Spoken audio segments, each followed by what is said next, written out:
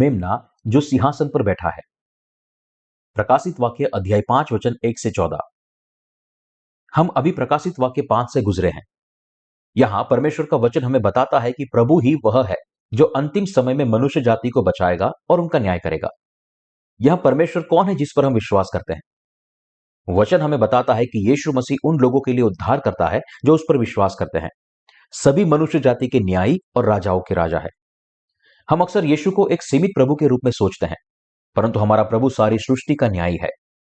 प्रभु ने हमें पानी और आत्मा का सुसमाचार देकर हमारे सब पापों को, न्यायों को और विनाश से हमको छुड़ाया है।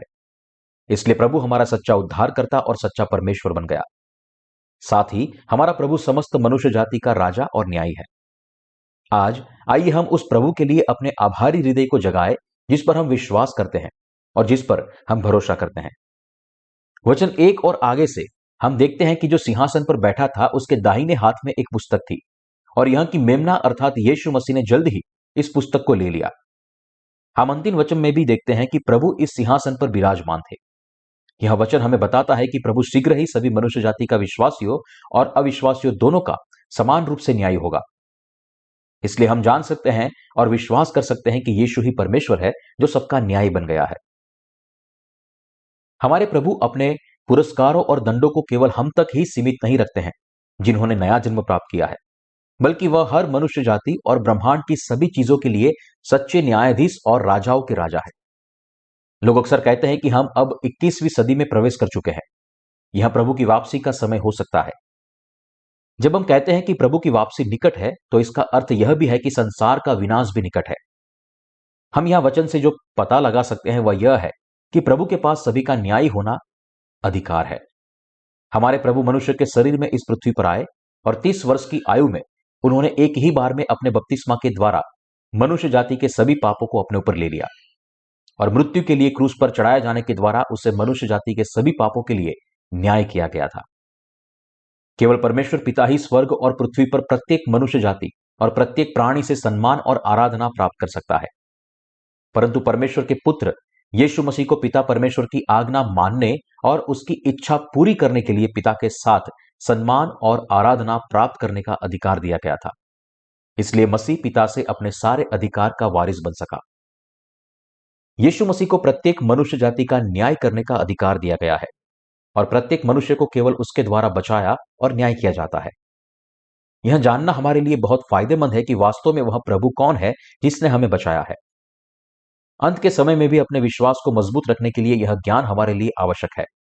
जब हम स्पष्ट ज्ञान के साथ प्रभु में विश्वास करते हैं कि उनके पास किस प्रकार की सामर्थ है, तो यह ज्ञान हमारे लिए एक महान सामर्थ बन जाता है। जिस प्रभु ने हमारा उद्धार किया है उसके पास यह अधिकार है कि वह सभी को भले और बुरे का न्याय करे। हमें यह समझना चाहिए और विश्वास करना चाहिए कि यह प्रभु पिता परमेश्वर के समान आराधना प्राप्त करने के योग्य है।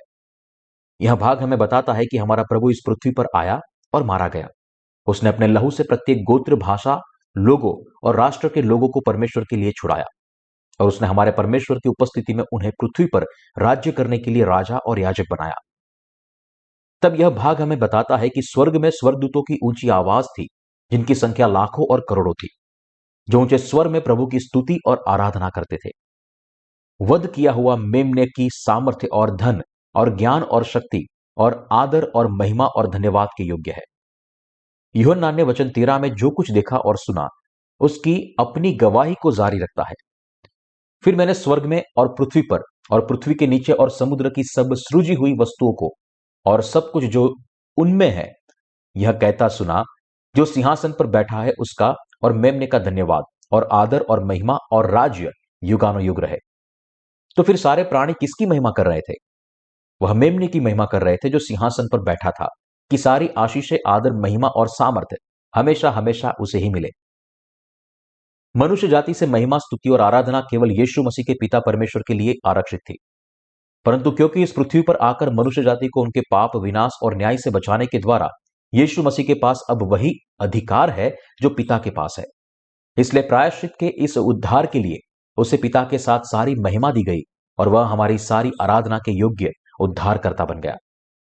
केवल वह इस बारे में सोचकर कि जो प्रभु सिंहासन पर विराजमान है, जो प्रभु और सबका न्यायी है, वह हमारा उद्धार करता है, हमारे हृदय महान महिमा से भर जाते हैं। यह सही है, प्रभु राजाओं का राजा है, सृष्टिकर्ता परमेश्वर जिसके द्वारा ब्रह्मांड में सब कुछ बनाया गया है। क्योंकि हमारा प्रभु सृष्टि का परमेश्वर है जो इस पृथ्वी पर आया और अपने पानी और लहू के द्वारा हमें बचाया। वह इस योग्य है कि इस ब्रह्मांड में प्रत्येक मनुष्य और हर चीज उसके सिंहासन के सामने घुटने टेके और सभी उसे आराधना, स्तुति, महिमा और सम्मान दे। इस ज्ञान से हमारा विश्वास बहुत मजबूत होता है और हमारे दिलों को प्रोत्साहन मिलता है कि यह प्रभु ही है जो सभी के लिए न्याय के रूप में महिमा के सिंहासन पर विराजमान है। कुछ लोग यीशु को केवल 4 महान संतों में से एक मानते हैं, लेकिन प्रभु किसी भी तरह से मनुष्य नहीं है। प्रभु हमारा परमेश्वर है जिसने हमें रचा है, बनाया है और बचाया है। इसलिए हम अपनी सृष्टि के स्वामी की तुलना केवल मनुष्य से नहीं कर सकते। न तो सोक्रेटिस, न कन्फ्यूशियस, न बुद्ध, न ही किसी अन्य इंसान की तुलना हमारे परमेश्वर से की जा सकती है। यीशु हमें बचाने के लिए केवल 33 वर्षों तक एक मनुष्य के रूप में जीवित रहे, लेकिन उसका सार परमेश्वर के समान है। यह इतना अच्छा रूपक नहीं हो सकता, लेकिन जैसे मनुष्य मनुष्य को जन्म देते हैं, यीशु मसीह परमेश्वर है क्योंकि वह परमेश्वर पिता का पुत्र है। इसलिए यीशु स्वयं परमेश्वर है, हमारे सृष्टि के परमेश्वर है। लेकिन प्रभु हमें बचाने के लिए इस धरती पर आया। क्योंकि उसने हमें बचाया, वह हमारे सारी महिमा प्राप्त करने के योग्य है। और हमें अपने दिलों में दृढ़ता से विश्वास करना चाहिए कि यीशु एक सृष्टि नहीं है, लेकिन सृष्टिकर्ता है। हम कितने खुश और आभारी है। हमारा प्रभु जो परमेश्वर की योजना को पूरा कर सकता है। 7 मोहरों से मोहरबंद उस पुस्तक को प्रभु के सिवा और कोई नहीं खोल सकता। 7 मोहरों से मोहरबंद यह पुस्तक परमेश्वर की प्रतिज्ञा की पुस्तक है। परमेश्वर ने ब्रह्मांड में सभी चीजों को यीशु मसीह में बनाया, जिसमें हम भी शामिल हैं। सृष्टि से पहले भी परमेश्वर ने हमें अपनी संतान बनाने के लिए यीशु मसीह में एक योजना निर्धारित की है। हमारे प्रभु ने यह मुहरबंद पुस्तक परमेश्वर की सृष्टि के उद्देश्य और हमें बचाने और मनुष्य जाति का न्याय करने की उसकी योजना को पूरा करने के लिए प्राप्त किया। परमेश्वर का वचन हमें बताता है, परंतु न स्वर्ग में, न पृथ्वी पर, न पृथ्वी के नीचे कोई उस पुस्तक को खोलने या उस पर दृष्टि डालने के योग्य निकला।